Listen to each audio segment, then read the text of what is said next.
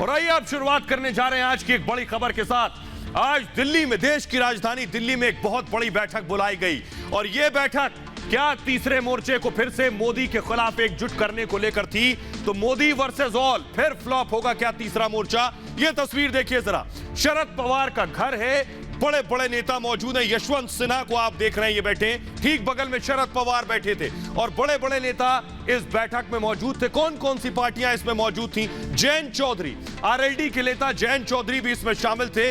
इन नेताओं ने लगभग 1 घंटे से ज्यादा वक्त तक चर्चा की और यह चर्चा मोदी को हराने पर थी। क्या मोदी वर्सेस ऑल की फिर से तैयारी शुरू हो गई है? क्या 2024 में मोदी को हराने के लिए नेता मिले, लेकिन क्या ये फिर फ्लॉप साबित होंगे? आपको बताएंगे। सबसे पहले आपको बताते हैं कि आखिर हुआ क्या बैठक में। देखिए जरा, बैठक में मोदी के सामने एकजुट करने के लिए क्या क्या और कौन कौन से नेता जुटे हैं, ये देखिए आपके सामने वो टेबल जिसमें शरद पवार बैठे थे और कौन कौन से नेता उसमें पहुंचे। शाम 4 बजे ये बैठक शुरू हुई, यानी खुद शरद पवार के दिल्ली आवास पर यह बैठक हुई और बैठक लगभग 2.5 घंटे तक चली। जी हां, 2 घंटे 30 मिनट यह बैठक चली। इस बैठक की अध्यक्षता खुद यशवंत सिन्हा कर रहे थे, क्योंकि यशवंत सिन्हा ममता बनर्जी की पार्टी यानी टीएमसी के उपाध्यक्ष भी हैं।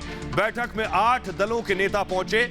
कांग्रेस बैठक में शामिल नहीं हुई। आपको बताएंगे राहुल गांधी ने इस बैठक में शामिल ना होने पर क्या कहा। राजनीतिक मुद्दों पर भी इसमें चर्चा हुई और अल्टरनेट विजन के लिए यह बैठक हुई है। आइए सबसे पहले आपको बताते हैं कि बैठक में कांग्रेस नदारद थी कि आखिर सवाल यह है कि यह जो कुनबा तैयार हो रहा है, इसमें कांग्रेस को कहा गया, बुलाया गया था, लेकिन कांग्रेस खुद पहुंची नहीं। लेकिन सुनिए जरा, राहुल गांधी से सवाल किया गया कि आप क्यों नहीं पहुंचे, तो क्या कहा, सुनिए जरा।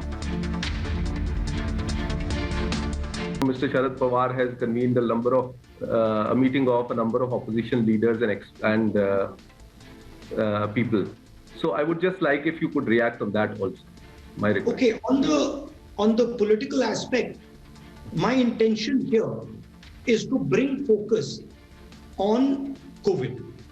My intention here is to point clearly. तो राहुल गांधी बोलने से बचते नजर आए। उन्होंने कहा वो इस पर नहीं बोलेंगे। आइए अब आपको सुनवाते हैं, दिखाते हैं कि मोदी के खिलाफ कितना दम है इन नेताओं में। जरा जल्दी से देखिए, क्या संभावना है ये सब एकजुट होने के बाद भी क्या मोदी को शिकस्त दे पाएंगे? जरा ध्यान से देखिए किसमें कितना है दम। यानी अगर आप देखें कि 2019 के आंकड़े आपके सामने, देखिए जरा ध्यान से, तीसरे मोर्चे का दम देखिए, वो हम आपको दिखाएंगे। लेकिन एनडीए को 45% वोट मिले थे 2019 में। तृणमूल कांग्रेस, ममता बनर्जी की पार्टी को लगभग 4% वोट मिले थे। इसके अलावा दूसरी पार्टी जो इसमें शामिल थी, उन्हें कितने वोट मिले थे? समाजवादी पार्टी लगभग 2.5% वोट मिला था बस। समाजवादी पार्टी के अलावा अगली पार्टी जो इसमें शामिल थी वो थी एनसीपी, 1.39%। सोचिए, ये सब 45% वोट परसेंट को हराने के लिए एकजुट हुए थे और सीपीआई के वोट जोड़ दें तो 0.58%, और उसके अलावा जयंत चौधरी की पार्टी आरएलडी के वोट जोड़ दें तो 0.24%। ये सारे वोट एकजुट हो जाएं तब भी 10% वोट नहीं हो रहे। 10% वोट नहीं है इनके, और इनकी तैयारी है 45% वाले से लड़ाई करने की। आइए अब आपको सुनवाते हैं जो नेता इस बैठक में शामिल हुए मोदी के खिलाफ एकजुट होने के लिए, वो क्या कह रहे हैं। सुनिए जरा, उनमें कितना उत्साह है और कितना आत्मविश्वास है, या कहिए अति आत्मविश्वास है। सुनिए। ये सभा राष्ट्रमंच के प्रमुख हमारे यशवंत सिन्हा जी की तरफ से बुलाई गई थी और हम सब जो राष्ट्रमंच के फाउंडिंग मेंबर्स हैं या कार्यकर्ता हैं, हम लोगों ने सब सहयोग के साथ इस सभा का आयोजन किया था। देश में बेहद आवश्यक है कि एक ऑल्टरनेट विजन तैयार किया जाए, ऐसी सोच तैयार की जाए जो वाकई इस देश के ज्वलंत मुद्दों पर, जिससे देश का आम नागरिक जुड़ा रहता है और जिससे वो आगे बढ़ने की सोच सकता है, उन मुद्दों पर वो सोच बुलंद हो। तो उस ऑल्टरनेट विजन के लिए राष्ट्रमंच ने अधिकृत किया है कि यशवंत सिन्हा जी, जो कि इसके मुख्य फाउंडर हैं, कन्वीनर हैं, वो एक टीम गठित करेंगे जो हर प्रकार के मुद्दे पर एक मजबूत विजन देश को देगा। अलग अलग वर्ग के लोग, पार्टीज के लोग साथ आए।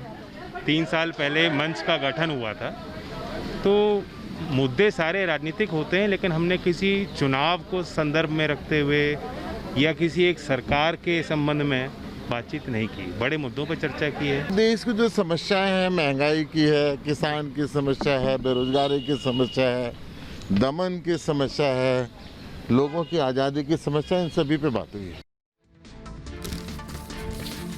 आइए अब आपको बताते हैं कि ये तीसरे मोर्चे के लिए तो बेशक ये नेता एकजुट हो गए हो, लेकिन इनके जो चाणक्य हैं, खुद प्रशांत किशोर कह रहे हैं कि ये और इस तरह का मोर्चा पूरी तरह से फ्लॉप होगा। आइए आपको बताते हैं क्या कह रहे हैं प्रशांत किशोर। शरद पवार के घर हुई बैठक को लेकर तमाम तरह की चर्चाएं हैं। माना यह जा रहा है कि तीसरे मोर्चे की कवायद है और 2024 को लेकर इसे अमली जामा पहनाया जा रहा है, लेकिन क्या मोर्चा कामयाब हो पाएगा, कहना बेहद मुश्किल है। चुनाव रणनीतिकार प्रशांत किशोर ने खुद तीसरे मोर्चे या चौथे मोर्चे की कवायद पर सवाल उठा दिए। प्रशांत किशोर ने कहा है कि यह प्रधानमंत्री मोदी को चुनौती देना बेहद मुश्किल है। ऐसा पहली बार नहीं है जब प्रशांत ने प्रधानमंत्री मोदी की ताकत के बारे में ऐसा कहा हो। आपको याद होगा बंगाल चुनाव के पहले भी प्रशांत किशोर की बातचीत का एक ऑडियो सामने आया था, जिसमें प्रशांत ने कहा था कि पीएम मोदी की लोकप्रियता काफी ज्यादा है और जनता उन्हें बेहद पसंद करती है। प्रशांत किशोर ने मीडिया से बातचीत में दो टूक कहा कि पीएम मोदी को हराना तीसरे या चौथे मोर्चे के लिए संभव नहीं है। उन्होंने साफ तौर पर तीसरा और चौथा मोर्चा शब्द का जिक्र किया क्योंकि प्रशांत को पता है कि तीसरा मोर्चा पहले ही फेल हो चुका है। 2019 में मोदी को हराने के लिए तीसरा मोर्चा बनाया गया था, लेकिन वो बुरी तरह फ्लॉप रहा था और एनडीए को 2014 से भी ज्यादा सीटें मिली थीं। दरअसल प्रशांत किशोर का यह बयान ऐसे समय में आया है जब दिल्ली में आज पवार के घर राष्ट्रीय मंच के बैनर तले 8 विपक्षी दलों की बैठक हुई थी। सोमवार को पवार से मिलने के बाद बयान और इस बैठक का सूत्रधार भी प्रशांत किशोर को माना जा रहा था। सोमवार को प्रशांत किशोर ने पवार से मुलाकात की थी। पिछले 15 दिन में यह दूसरी मुलाकात थी और इसलिए माना जा रहा था कि ये जो बैठक है, इस बैठक में आखिर क्या निकल कर आएगा, लेकिन खुद प्रशांत किशोर ने कह दिया कि यह फ्लॉप है। तो आपके पास सामने तस्वीर है। आइए बीजेपी ने इस पर हमला किया है कि कैसे मोदी बनाम ऑल की एक बार फिर से लड़ाई शुरू हो गई है। बीजेपी क्या कह रही है, सुनिए सर। ऐसे ठगबंधन बैठक तो समय समय पर होती रहती है, हमने हर चुनाव से पहले देखा है। ये बैठक भी करते हैं, हाथ पकड़ करके खड़े भी होते हैं, मगर सही समय आने पर साथ में लड़ते ही नहीं है, क्योंकि देश में आज एक लीडरशिप क्राइसिस है, कोई लीडर ही नहीं है। आइए अब आपको बताते हैं, धर्मांतरण पर बात करते हैं और योगी आदित्यनाथ पर बात करते हैं। धर्मांतरण पर योगी का हंटर चल गया है। उत्तर प्रदेश में 1000, जी हां 1000 लोगों का धर्मांतरण हुआ। योगी ने सीधा आदेश दिया है कि जो इसमें शामिल है उनके खिलाफ रासुका लगा दी जाए, यानी राष्ट्रीय सुरक्षा कानून। और ऐसी है ये राष्ट्रीय सुरक्षा कानून कि एक बार जेल गए तो बाहर नहीं आ सकते, 1 साल तक जेल में रहना पड़ सकता है। देखिए जरा, योगी बहुत सख्त हैं धर्मांतरण करने वालों के खिलाफ और बख्शने के बिल्कुल मूड में नहीं है। देखिए रिपोर्ट।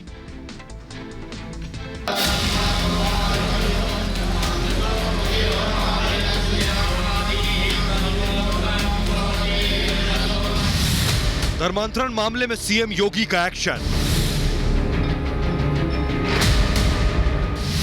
यूपी में जबरन धर्म परिवर्तन पर खैर नहीं। धर्मांतरण की आड़ में आईएसआई का एजेंडा नहीं चलेगा। धर्मांतरण के आरोपियों पर लगेगा रासुका।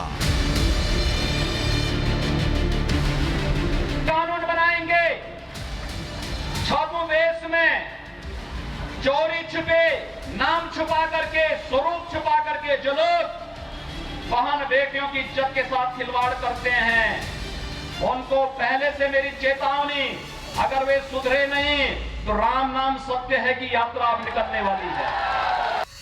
उत्तर प्रदेश में 1000 लोगों के धर्म परिवर्तन के सनसनीखेज मामले के बाद सीएम योगी आदित्यनाथ एक्शन में हैं।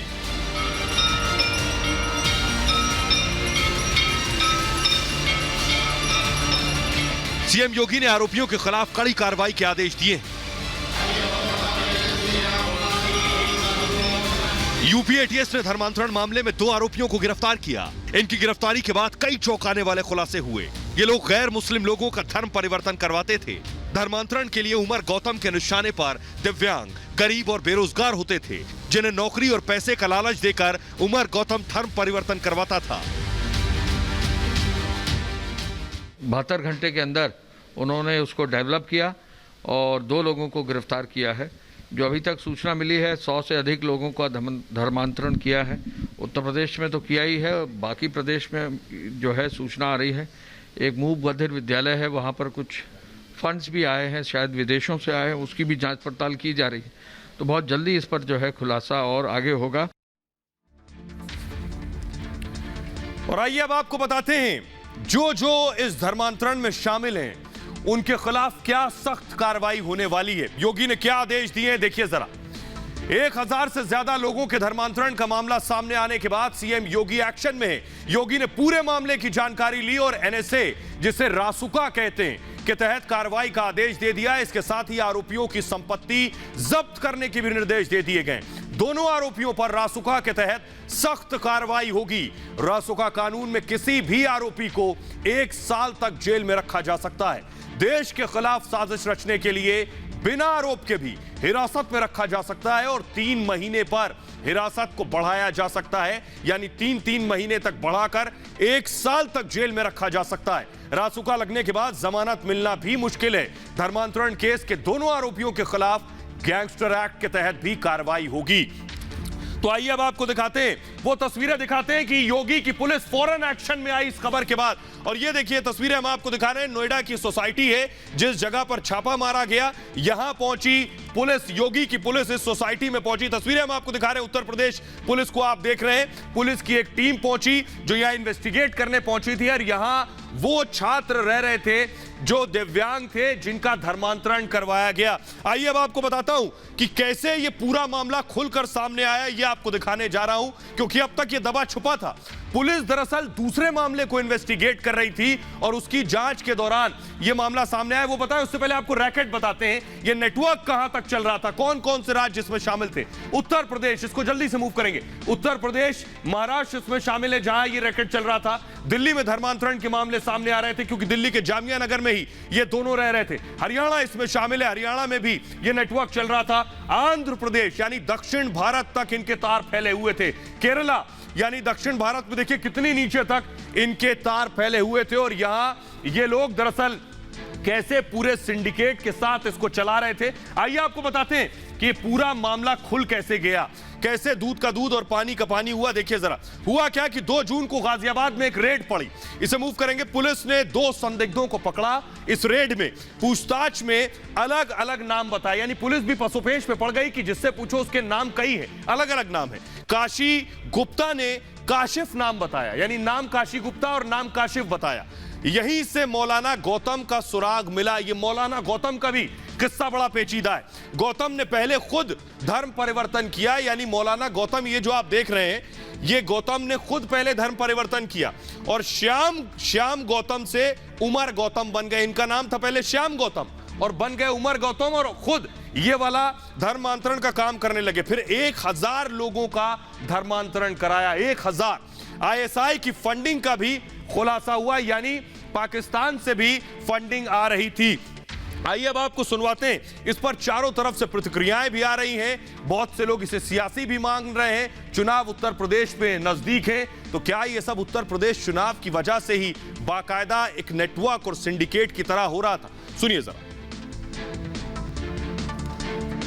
आज जिस तरह से जहांगीर और उमर को पकड़ा है एटीएस ने, यह साफ हो गया कि ऐसे लोगों को महिमा मंडित कौन कर रहा था, किसकी समर्थन में, किसके संरक्षण में यह काम हो रहा था उत्तर प्रदेश में। यह साफ हो गया कि कांग्रेस भी इसके पीछे थी, इसके पीछे समाजवादी पार्टी भी थी, क्योंकि ये विरोध कर रहे थे कि यह कानून न लाया जाए, ये कानून को न लाया जाए। धर्मांतरण के खिलाफ जो कानून आ रहा है ये समुदाय विशेष के खिलाफ है। तो ये जानते थे कि ये समुदाय विशेष से ये काम हो रहा है। हाँ, और समर्थन समाजवादी पार्टी, कांग्रेस, आम आदमी पार्टी कर रही थी। हम पहले ही इस संबंध में एक कानून पास कर चुके हैं, उस कानून के तहत भी कार्रवाई करेंगे, गैंगस्टर एनएसए भी लगाएंगे। ये दरअसल धर्मांतरण का केवल मामला नहीं है, ये प्रदेश के माहौल को ख़राब करने की एक साजिश है, षड्यंत्र है, और इसमें कौन कौन शक्तियाँ पीछे हैं उनकी भी जाँच हो रही। जो देश का सर्वोच्च कानून कहेगा वो दंड हम इनको देंगे, ऐसी दंड इनको देंगे कि आने वाली और आइए अब आपको सच बताने जा रहे हैं और दिखाने जा रहे हैं, उस मां से मिलवाने जा रहे हैं जिसके बेटे का धर्मांतरण हुआ। उस मां के पैरों तले जमीन निकल गई कि उसकी जिंदगी में क्या हुआ। सुनिए जरा उस मां को। सबसे ज़्यादा यही बताया गया था कि तुम्हारे घर में इतनी परेशानी है, तुम गरीब हो, तुम्हें पैसे की दिक्कत है, तो जो है तुमको जो है अच्छी जॉब मिलेगी, काम करोगे, खुश रहोगे, इस तरह से था। और फिर जब तुम्हारे पास पैसा होगा तो शादी होगी, फिर तुम अपना घर बना लेना, तुम्हारी सारी प्रॉब्लम्स दूर हो जाएंगी। और हिंदू धर्म में रह के ये सब संभव नहीं है। अगर तुम इस्लाम धर्म को मानने लगोगे तो अल्लाह। आइए आगे बढ़ते हैं और अब बात सियासत की करते हैं। योगी आदित्यनाथ और केशव प्रसाद मौर्य को लेकर बहुत दिनों से अफवाहें चल रही थी कि दोनों के बीच सब ठीक नहीं चल रहा है, यानी सीएम और डिप्टी सीएम के बीच सब कुछ ठीक नहीं है। अफवाहों का दौर और बाजार गर्म था, लेकिन देखिए आज खुद योगी आदित्यनाथ पहुंच गए केशव प्रसाद मौर्य के घर। सीएम और डिप्टी सीएम मुलाकात करने पहुंचे और ये जो मुलाकात थी, ये मुलाकात दरअसल खुद केशव प्रसाद मौर्य की बहू और बेटी से मिलने पहुंचे थे योगी आदित्यनाथ। यानी वो सारी अफवाहें कि उत्तर प्रदेश में सब ठीक नहीं है, योगी आदित्यनाथ और केशव प्रसाद मौर्य के बीच मनमुटाव है, उस पर क्या आज विराम लग गया। आइए आपको बताते हैं। यूपी में आज कुछ तस्वीरें ऐसी सामने आई जिन्होंने यूपी में बीजेपी नेताओं के बीच मनमुटाव की अफवाह फैलाने वालों के मुंह पर ताला लगा दिया। दरअसल ये तस्वीरें सामने आई यूपी के डिप्टी सीएम केशव प्रसाद मौर्य के आवास से, जिनको लेकर अफवाहें फैलाई गई थी कि सीएम योगी और डिप्टी सीएम केशव प्रसाद मौर्य के बीच सब कुछ ठीक नहीं चल रहा, बीजेपी के दोनों नेताओं में मनमुटाव है। लेकिन आज सीएम योगी ने अफवाह गैंग को खुद जवाब दे दिया। केशव प्रसाद मौर्य के घर पर आज बड़ी बैठक हुई जिसमें सीएम योगी शामिल हुए। इस बैठक में संघ के कई बड़े पदाधिकारी और डिप्टी सीएम दिनेश शर्मा मौजूद रहे। बैठक के दौरान काफी देर तक कई मुद्दों पर चर्चा हुई। वहीं इस दौरान डिप्टी सीएम के घर पर नेताओं के साथ योगी ने लंच भी किया और फिर केशव प्रसाद मौर्य के परिवार से मुलाकात की। सीएम योगी ने केशव प्रसाद मौर्य के बेटे और बहू को आशीर्वाद दिया। आपको बता दें कि कोरोना और लॉकडाउन के बीच में केशव प्रसाद मौर्य ने बेटे की शादी की थी। शादी में प्रोटोकॉल की वजह से कोई वीआईपी शामिल नहीं हुआ था, लेकिन अब जब ये तस्वीरें सामने आ गई हैं तो साफ हो गया है कि 2022 में होने वाले यूपी के चुनाव के लिए बीजेपी पूरी तरह से तैयार है और बीजेपी के नेताओं में ना ही कोई मतभेद है और ना ही मनभेद है। आइए आपको बताते हैं, खबरों में आगे बढ़ते हैं। आइए अब आपको बताते हैं राहुल गांधी की ब्लैक पॉलिटिक्स। जी हां, राहुल गांधी ने आज श्वेत पत्र जारी किया। व्हाइट पेपर और ब्लैक पॉलिटिक्स कैसे, ये मैं आपको बताऊंगा। राहुल गांधी ने एक श्वेत पत्र जारी किया, श्वेत पत्र जारी करके सरकार पर प्रहार किया। सबसे पहले आइए आपको बताते हैं श्वेत पत्र होता क्या है, श्वेत पत्र क्या बला है जो राहुल गांधी ने जारी किया, वो आपको बताने जा रहे हैं। उसके बाद बताऊंगा कि राहुल ने क्या कहा है, कैसे इस व्हाइट पेपर के जरिए ब्लैक पॉलिटिक्स हुई। ये जो श्वेत पत्र है ये होता है आधिकारिक लिखित दस्तावेज होता है। ये श्वेत पत्र जो राहुल गांधी ने जारी किया, सरकार या कोई संस्था इसे जारी कर सकती है। इसके अलावा किसी भी विषय पर जारी किया जा सकता है। ये व्हाइट पेपर आपने सुना होगा, व्हाइट पेपर। ये व्हाइट पेपर क्या होता है ये मैं आपको बता रहा हूं। निष्कर्ष के बाद बेहतर बनाने के सुझाव होते हैं। तो राहुल गांधी आए तो थे व्हाइट पेपर लेकर, लेकिन उसमें कोरी ब्लैक पॉलिटिक्स थी। 1922 में ब्रिटेन में हुई थी श्वेत पत्र की शुरुआत। बहरहाल आइए अब आपको बताते हैं कि राहुल गांधी ने प्रधानमंत्री नरेंद्र मोदी पर हमला किया। राहुल गांधी ने क्या कहा? राहुल गांधी ने कहा कि कोरोना चल रहा था और प्रधानमंत्री नरेंद्र मोदी रैलियां कर रहे थे, यानी राहुल गांधी ने प्रधानमंत्री पर सीधे सीधे आरोप लगाए। लेकिन इस बीच सोचिए, राहुल गांधी ये भूल गए कि वो प्रधानमंत्री नरेंद्र मोदी पर तो हमले कर रहे हैं, लेकिन राहुल गांधी खुद भी रैलियों में शामिल थे। ये देखिए, राहुल खुद असम की रैलियों में थे। इस पर राहुल की जुबान सल गई। बेशक प्रधानमंत्री पर सवाल उठाए, पूरा अधिकार है, लेकिन अपनी रैलियों पर चुप्पी क्यों? जरा सुनिए राहुल गांधी ने क्या कहा। प्रधानमंत्री ने इस बात को सीरियसली नहीं लिया। चुनाव लड़ रहे थे, बंगाल में चुनाव लड़ रहे थे और उनका फोकस दूसरी ओर था। तो ये तो पूरा देश जानता है।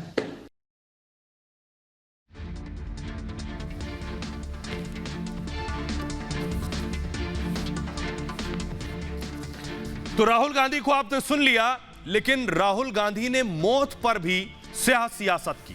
मौत पर सियासत में राहुल गांधी को जरा बताते हैं और देखिए, आपको बताएंगे राहुल गांधी ने देश में कोरोना से होने वाली मौतों पर क्या कहा। लेकिन राहुल गांधी को पहले ये ग्राफिक्स जो हम दिखाने जा रहे हैं वो देख लेने चाहिए। राहुल गांधी को दिखाने चाहिए।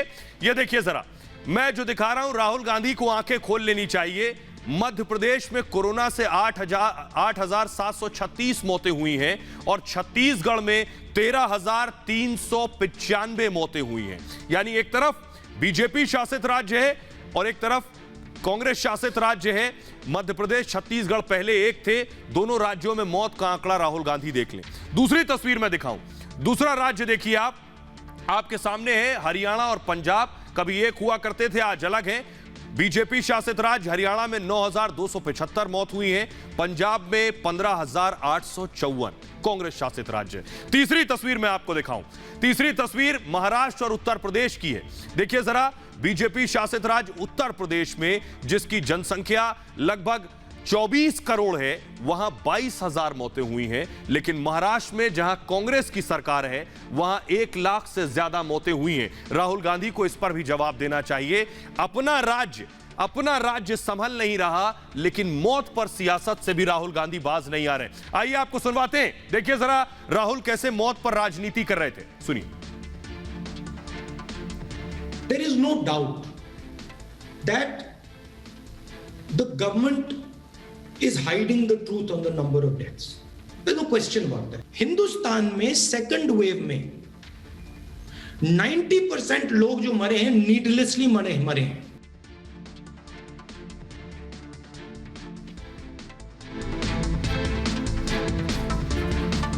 आइए अब आपको दिखाते हैं कि राहुल गांधी न सिर्फ मौत पर सियासत कर रहे हैं, बल्कि वैक्सीन पर भी सियासत कर रहे हैं। आपको दिखाने जा रहे हैं। पहले राहुल गांधी कह रहे हैं देश में वैक्सीन पर सवाल उठा रहे हैं, लेकिन पहले देखिए हिंदुस्तान ने बाकी दुनिया के देशों के मुकाबले कितनी वैक्सीन लगा ली है। देखिए जरा आपकी टेलीविजन स्क्रीन पर वो ग्राफिक्स में दिखाने जा रहा हूं कि हिंदुस्तान की तुलना दुनिया के अलग अलग देशों से कर रहे हैं। और देखिए भारत ने कितनी वैक्सीन लगाई है, सारी एक साथ अगर हम सारे देश दिखाएं, भारत ने 29 करोड़ वैक्सीन लगा ली, 29 करोड़। अमेरिका ने 32 करोड़ वैक्सीनेशन कर लिया है। उसके अलावा आपके सामने देखिए ब्रिटेन है, और ब्रिटेन में 8 करोड़ और इटली में 5 करोड़ वैक्सीनेशन हुआ है। यह बता रहा है कि हिंदुस्तान कितनी आगे खड़ा है। यानी अमेरिका के बाद वैक्सीनेशन यहां शुरू हुआ, हिंदुस्तान में 29 करोड़ लोगों को वैक्सीन लग चुकी है। अगर आप देखें कि 18 साल से ऊपर के लोग अगर हिंदुस्तान में लगभग 100 करोड़ भी हैं, तो और 29 करोड़ लोगों को वैक्सीन लग चुकी है, तो लगभग 29% लोगों को वैक्सीनेशन हो चुका है। आइए राहुल गांधी की वैक्सीन पर सियासत पर सुनिए जरा क्या कुछ कह रहे हैं राहुल गांधी, और उस पर संबित पात्रा ने भी, बीजेपी ने भी हमला किया है, सुनिए। इसकी वैक्सीनेशन की जो प्रोसेस है उसको चालू करना चाहिए, इफेक्टिवली चलाना चाहिए। और ये जो डिक्लेरेशन ऑफ विक्ट्री होती है कि देखो भैया हमने ये कर दिया, हमने वो कर दिया, ये 1 साल के बाद, 1.5 साल के बाद जब कोविड को हिंदुस्तान ने हरा दिया हो, तब आप बोलिए। ये अभी टाइम नहीं है। मैं तो आज राहुल गांधी को एक अनसॉलिसिटेड एडवाइस भी दूंगा। वो शायद हमसे एडवाइस नहीं चाहते हैं, मगर फिर भी मैं दूंगा कि कब तक आखिर आप ये वर्चुअल प्रेस कॉन्फ्रेंसेस करते रहेंगे? कब तक ये वर्चुअल प्रेस कॉन्फ्रेंसेस करेंगे? कभी रियल काम तो करिए। कभी कांग्रेस शासित राज्यों में जाइए और वहां किस प्रकार की परिस्थिति है, वहां कैसे वैक्सीन प्रॉफिटियरिंग हो रहा है पंजाब में, वहां किस प्रकार से वैक्सीन वेस्टेज हो रहा है राजस्थान में, किस प्रकार से वैक्सीनेशन सही तरीके से नहीं हो रहा है छत्तीसगढ़ में। आप तो संबित पात्रा सीधा सवाल पूछ रहे हैं कि राहुल गांधी इस पर जवाब कब देंगे कि कांग्रेस शासित राज्यों में वैक्सीन पर बर्बादी हो रही है। आइए आपको सीधी तस्वीर दिखाते हैं। एक तरफ राहुल गांधी वैक्सीनेशन के लिए केंद्र सरकार को नसीहत दे रहे हैं और अहमियत समझा रहे हैं, सवाल उठा रहे हैं, लेकिन उन राज्यों में जहां राहुल गांधी की पार्टी की सरकार है, उनकी तरफ राहुल की निगाह क्यों नहीं जाती? कोरोना वैक्सीनेशन ड्राइव में सबसे ज्यादा जिन राज्यों ने वैक्सीन की बर्बादी की है, उनमें कांग्रेस शासित राज्य नंबर 1 है, अव्वल है। देखिए कांग्रेस शासित राज्य छत्तीसगढ़ में 30% वैक्सीन बर्बाद कर दी गई। मतलब यह कि कोरोना के जो टीके लोगों को सुरक्षित करने के लिए लगाए जाने थे, 30% बर्बाद हो गए।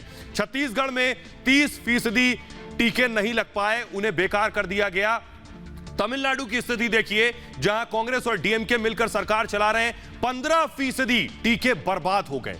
राजस्थान की तस्वीर देखिए, राजस्थान में भी 11% वैक्सीन बर्बाद हो गई। और राजस्थान के बाद पंजाब की शक्ल सूरत देखिए, 8% वैक्सीन यहां भी बर्बाद हो गई। लेकिन राहुल गांधी की जुबान यहां सल जाती है। लेकिन सुनिए जरा, राहुल गांधी अब आगे थर्ड वेव पर भी आगाह कर रहे हैं, सुनिए उन्हें। Here's the time, because again I'm repeating myself. If you think the second wave was bad, the third wave is going to be worse. Because the virus is intelligent and it is transforming itself.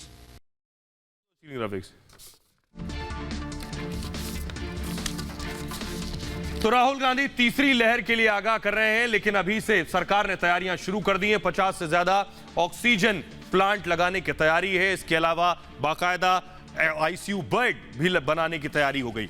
आइए अब आपको आगे बढ़ते हैं और बताते हैं कि क्या सिद्धू को, नवजोत सिंह सिद्धू को आखिरी मौका मिला है। नवजोत सिंह सिद्धू के दिन अब लदने वाले हैं। क्या वो तस्वीर भी हम दिखाएंगे। ये देखिए, सिद्धू की ये जो तस्वीर देख रहे हैं, इसने बवाल खड़ा कर दिया है। सिद्धू ने इसे ट्वीट किया था। इस ट्वीट में लगभग 9 मिनट तक सिद्धू बोल रहे थे और बाकी लोग सुन रहे थे।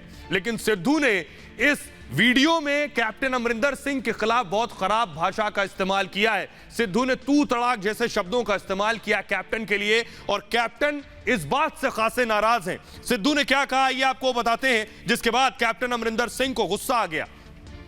पंजाब के में सिद्धू के बयान पर एक बार फिर सियासत गर्मा गई है। पंजाब से दिल्ली तक कांग्रेस में भूचाल का माहौल है और ये हालात पैदा हुए कि नवजोत सिंह सिद्धू के ताजा बयान से, जो उन्होंने कल दिया, सिद्धू ने मीडिया से बातचीत में कहा कि पंजाब में सिस्टम खराब है, पंजाब में सब कुछ ठीक नहीं चल रहा। उनका सीधा इशारा अमरिंदर सरकार की तरफ था, यानी सिद्धू अपनी ही सरकार के खिलाफ आवाज उठा रहे थे और वो भी मीडिया में।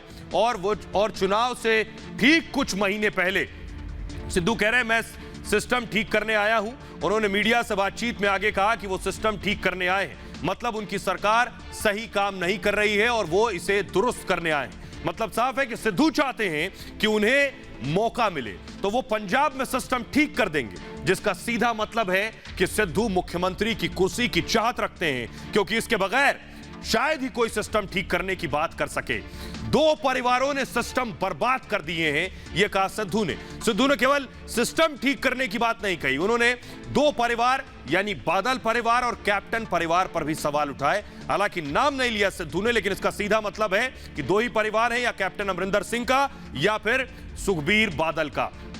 आइए अब आपको बताते हैं, सिद्धू निजी हमले से नहीं चूक रहे। इन परिवारों ने खूब फायदे उठाए, क्योंकि उन्होंने बाजाबता यह कहा कि इन दोनों परिवारों ने सत्ता का खूब फायदा उठाया और जनता की अनदेखी की है। पंजाब में चारों ओर माफिया राज है। सिद्धू का यह भी मानना है कि राज्य में कई जगह माफियाओं का बोलबाला है। सैंड माफिया, केबल माफिया, बस माफिया आदि का जिक्र भी उन्होंने किया। बस माफिया कहकर उन्होंने सुखबीर पर हमला किया है। आइए अब आपको बताते हैं कि लेकिन ये सब सुनने के बाद कैप्टन अमरिंदर सिंह गुस्से में सीधे पहुंचे। तस्वीरें हम आपको दिखाएं। कैप्टन अमरिंदर सिंह संसद पहुंचे और वहां से सीधे मल्लिकार्जुन खड़गे से मिलने के लिए पहुंचे। लेकिन आपको बताता हूं मैं कि कैप्टन ने मल्लिकार्जुन खड़गे से मुलाकात में इस गुस्से का इजहार किया जो सिद्धू ने किया है और कहा है। आइए अब आपको बताते हैं कि खड़गे से मिलकर क्या कुछ कहा। दरअसल कैप्टन जब मिले तो उन्होंने कहा कि सिद्धू के बयान से अमरिंदर सिंह सीधे सीधे खफा है।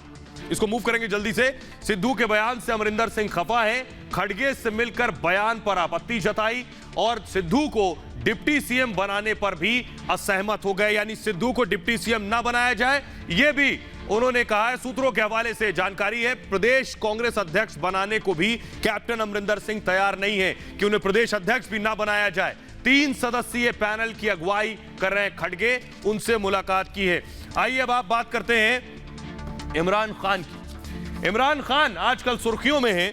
इमरान खान सुर्खियों में होने के पीछे एक बड़ी वजह है प्लेबॉय पीएम का विवादित बयान। इमरान खान का एक बयान सबसे ज्यादा चल रहा है।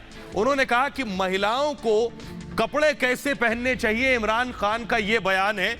ये इमरान खान है, क्रिकेट के दौर की तस्वीरें हैं, लेकिन इमरान खान महिलाओं के कपड़ों पर टिप्पणी कर रहे हैं। सुनिए जरा क्या कहा उन्होंने एक इंटरव्यू में। Do you think that what women wear has any effect? That's part of this temptation? If a woman is wearing very few clothes, it will have an impact on the men, unless they're robots. I mean, it's common sense. When you were a cricket star, you were seen as a playboy. There were photos of you with your shirts off in your bedroom. It's a bit rich for you to be criticizing this. This is not about me. It's about but you're the messenger. Jonathan, listen. It's about my society. So when I see sex crime going through the roof, we sit down, we discuss how we're going to tackle this. It is having an impact in my society. तो इमरान खान कह रहे हैं कि महिलाओं जैसे कपड़े पहनेंगी वैसे ही उनके साथ बर्ताव होगा। ये वो इमरान खान है जो विदेशों में घूमते रहे, अंतर्राष्ट्रीय क्रिकेट खेलते रहे। आइए जरा ठीक से और नजदीक से जानिए। पाकिस्तान के जो प्रधानमंत्री इमरान खान बता रहे हैं कि महिलाओं के छोटे कपड़े पहनने का असर पुरुषों पर पड़ता है, लेकिन खुद इमरान की लाइफ हमेशा विवादों में रही। इमरान का यह घटिया बयान सामने आने के बाद उनकी जिंदगी की स्याह हकीकत अब सोशल मीडिया पर वायरल हो रही। तस्वीरों में आप खुद देख सकते हैं, ये तस्वीरें पाकिस्तान के प्रधानमंत्री की असलियत को बेपर्दा और उनकी दोगली सोच को बता रही। सिर्फ इतना ही नहीं, पाकिस्तान के वजीर आजम इमरान खान अपनी शादियों को लेकर भी काफी चर्चा में रहे।